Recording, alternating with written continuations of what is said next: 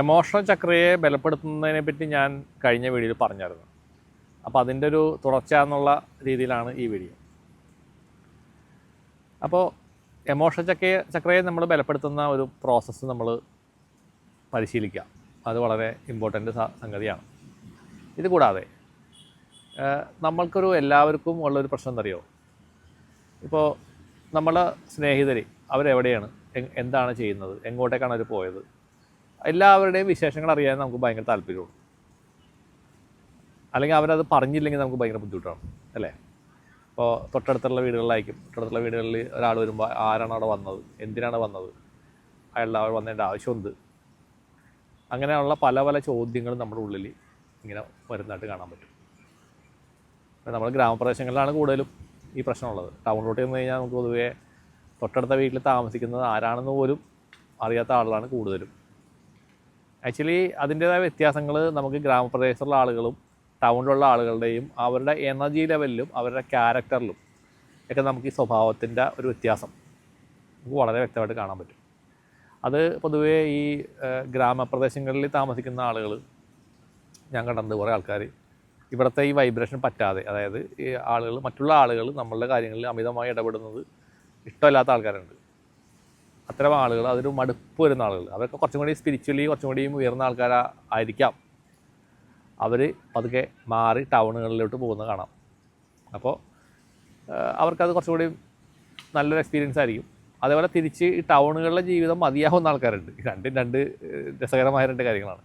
ടൗണുകളിൽ കുറേ കഴിയുമ്പോൾ പ്രായമൊക്കെ ആയി കുറേ കഴിയുമ്പോഴും ആളുകൾ തിരിച്ച് ഗ്രാമത്തിലോട്ട് വരുന്നൊരു അവസ്ഥയുണ്ട്. പക്ഷേ ഈ ഗ്രാമത്തിലേക്ക് വന്നാണ്ടല്ല, എനിക്കറിയാവുന്ന ചില ആൾക്കാർ ഈ ഗ്രാമത്തിലേക്ക് വന്ന് താമസിക്കുന്ന ആളുകൾ, പ്രത്യേകിച്ച് വലിയ വലിയ സിറ്റികളിലൊക്കെ താമസിച്ച ആൾക്കാർ, അവർ ഭയങ്കര നിരാശരായിട്ട് ഇരിക്കുന്നത് കാണാൻ പറ്റും. കാരണം അവർക്ക് വീട്ടിൽ നിന്ന് പുറത്തിറങ്ങാൻ പോലുള്ള ഒരു സ്വാതന്ത്ര്യം ഇല്ലാത്തൊരു ഫീലിംഗ് ആയിരിക്കും. കാരണം നമ്മൾ ഇറങ്ങുന്ന സമയത്ത് 100 പേരോട് നമ്മൾ ഇതിൻ്റെ ഉത്തരങ്ങൾ പറയണം. എങ്ങോട്ട് പോകുന്നു, ആരാണ് വന്നത്, ഇപ്പോൾ എങ്ങോട്ട് പോകുന്നു, എല്ലാ വിശേഷങ്ങളും ഇവർ അന്വേഷിക്കും.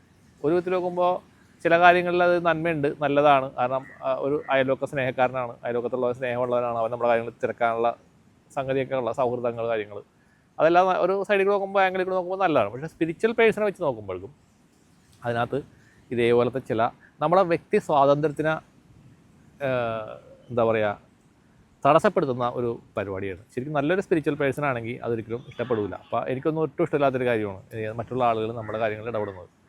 നമുക്ക് ഫ്രീ ആയിട്ട് നമ്മുടെ ഇഷ്ടം പോലെ സഞ്ചരിക്കാനും സ്വാതന്ത്ര്യം ആഗ്രഹിക്കുന്ന ആളാണ്.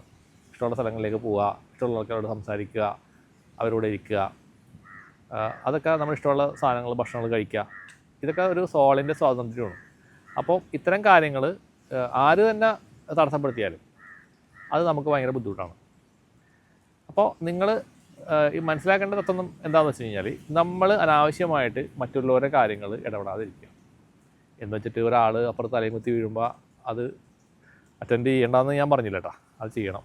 അത് നമ്മളോട് അവരോട് ചെയ്യുന്ന ഒരു കടമ അല്ലെങ്കിൽ ഒരു കാരുണ്യമാണ്. കാരുണ്യം നമുക്ക് വേണം, അത് നമുക്ക് എല്ലാവർക്കും വേണ്ടതാണ് ആ ഒരു ക്വാളിറ്റി. പക്ഷേ അതിൻ്റേതായിട്ടുള്ള കാര്യങ്ങൾ ചെയ്ത് കഴിഞ്ഞാൽ നിങ്ങൾ അതിൽ നിന്ന് പയ്യെ മാറിപ്പോവുക. നിങ്ങൾ നല്ല സ്പിരിച്വൽ പേഴ്സൺ ആവാൻ ആഗ്രഹിക്കുന്നുണ്ടെങ്കിൽ ചെയ്യേണ്ട സംഗതി അതാണ്.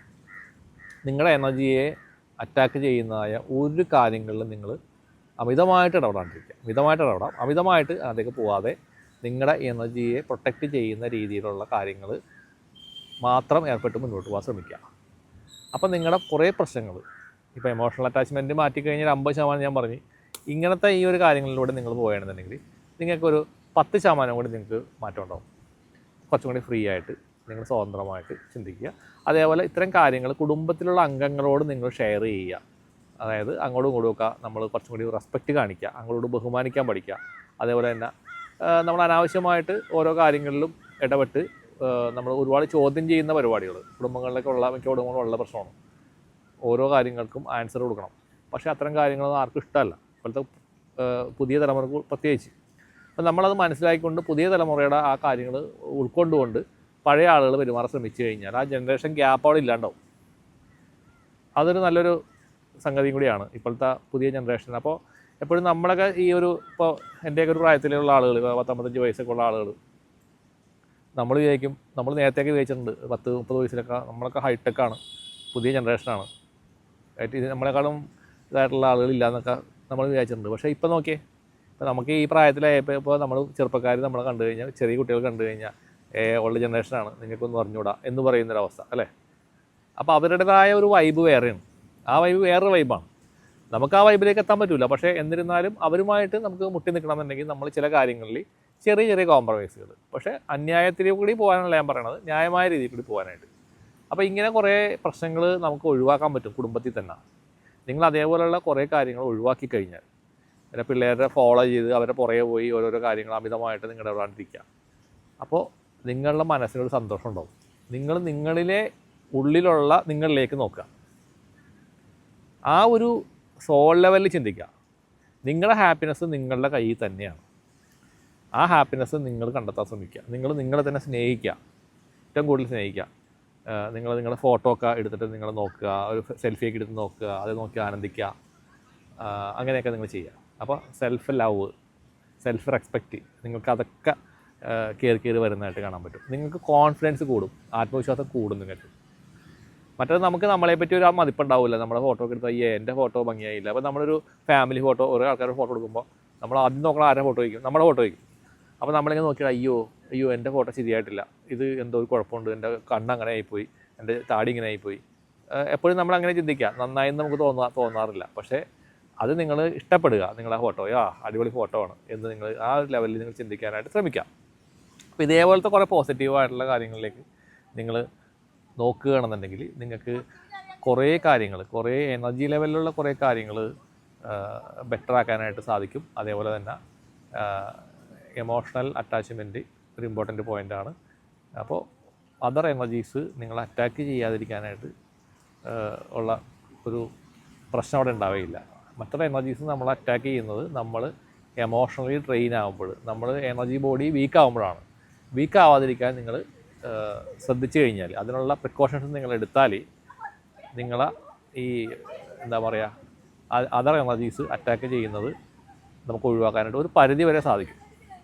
എല്ലാവർക്കും നന്മ വരട്ടെ. നന്ദി, നമസ്കാരം.